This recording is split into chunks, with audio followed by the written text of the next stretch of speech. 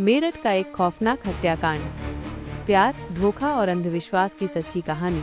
मेरठ, उत्तर प्रदेश में 2025 में हुआ एक ऐसा हत्याकांड जिसने पूरे भारत को हिलाकर रख दिया। ये कहानी प्रेम, विश्वासघात और अंधविश्वास के खतरनाक जाल में फंसे कुछ लोगों की है, जिसने एक निर्दोष व्यक्ति की जान ले ली। इस केस में प्रेमिका ने अपने प्रेमी के साथ मिलकर अपने पति को मौत के घाट उतार दिया और उसके शव को 15 टुकड़ों में काटकर एक ड्रम में भर दिया और उसके अंदर सीमेंट डाल दिया। मगर चलिए इस कहानी को शुरुआत से देखते हैं। 2016 में मेरठ निवासी सौरभ राजपूत की मुलाकात मुस्कान रस्तोगी से हुई। दोनों के बीच प्रेम हुआ और कुछ सालों बाद उन्होंने शादी कर ली। लेकिन ये शादी सौरभ के परिवार को पसंद नहीं आई, क्योंकि मुस्कान एक अलग जाति से थी। इसके बावजूद दोनों ने अपने रिश्ते को मजबूत बनाए रखा। सौरभ मर्चेंट नेवी में जॉब करते थे और लंदन में पोस्टेड थे। शादी के कुछ समय बाद सौरभ लंदन चले गए, जबकि मुस्कान अपनी बेटी के साथ मेरठ में रहने लगी। इस दौरान उनकी जिंदगी में एक तीसरा व्यक्ति साहिल शुक्ला आया, जो मुस्कान को पहले से ही जानता था। सौरभ के लंदन में रहने के कारण मुस्कान की नज़दीकियां साहिल से बढ़ने लगी।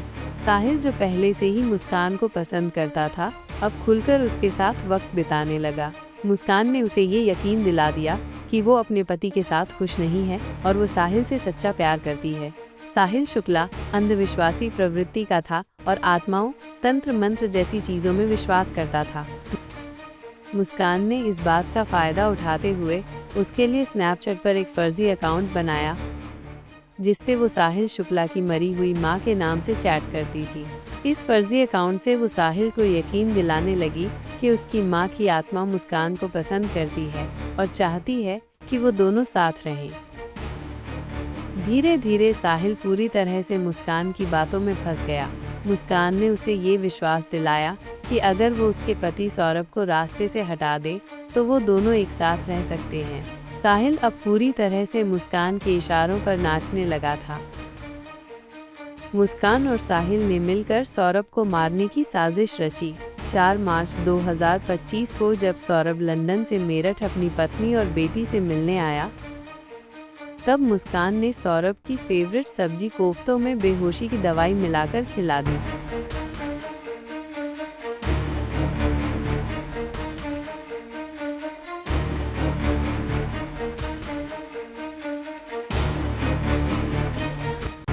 और जब सौरभ बेहोशी की हालत में बिस्तर पर पड़ा था, तब मुस्कान ने अपने दोस्त साहिल को बुला लिया और रसोई में जाकर वो बड़ा और धारदार चाकू ले आई, जो मुस्कान और साहिल ने पहले से ही प्लानिंग करके खरीदे हुए थे।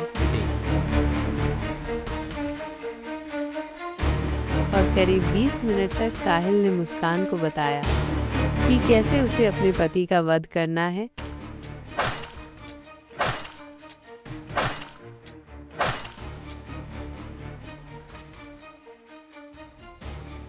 और फिर उसके बाद मुस्कान और साहिल ने सोते हुए सौरभ पर हमला किया और उसके हृदय पर 3 बार वार किए।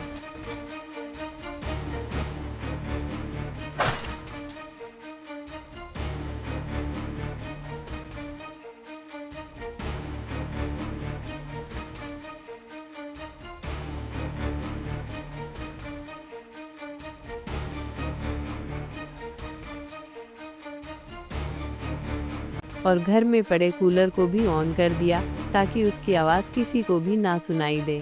जब उन्होंने सौरभ को खत्म कर दिया, उसके बाद वो उसकी बॉडी को बाथरूम में ले गए।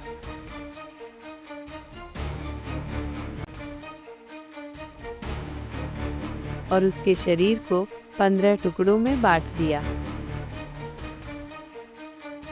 सौरभ को खत्म करने के बाद उन्हें इस बात की चिंता हुई कि अगर सब बरामद हो गया तो पुलिस उन तक जरूर पहुंच जाएगी। इसलिए उन्होंने सबको ठिकाने लगाने की योजना बनाई और मुस्कान बाजार जाकर एक प्लास्टिक का ड्रम खरीद लाई।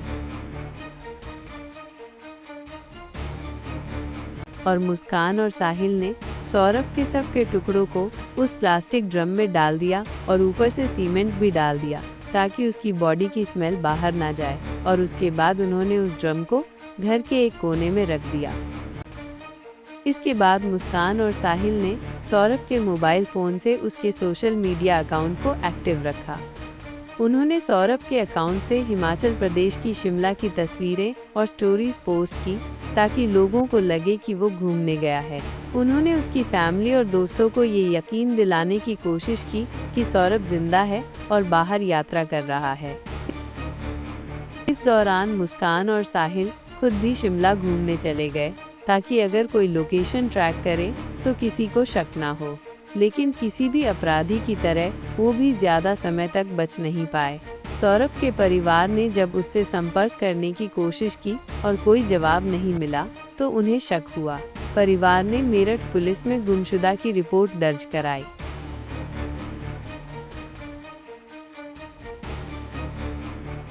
और इसी बीच मुस्कान ने अपने माता पिता को बताया कि शायद सौरभ का मर्डर हुआ है और उसके घर वालों ने ही उसका मर्डर किया है। मगर मुस्कान के पिता ने कहा, नहीं बेटा, किसी के भी घर वाले कितना ही नाराज हो जाए तो भी ऐसा कदम अपने बेटे के लिए नहीं उठा सकते। बेटा, मुझे सच सच बताओ, सौरभ कहाँ है? मुझे सच्चाई बताओ, मैं किसी से कुछ नहीं कहूँगा। और तब मुस्कान ने अपने पिता को बताया कि उसने और साहिल ने मिलकर सौरभ को खत्म कर दिया है। और इतना सुनते ही मुस्कान के पिता ने पुलिस को सारी खबर बता दी।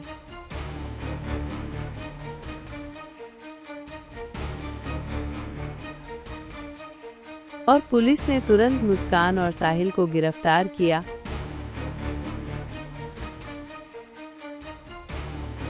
और उस प्लास्टिक ड्रम को भी बरामद किया जिसमें सौरभ के सबके टुकड़े थे।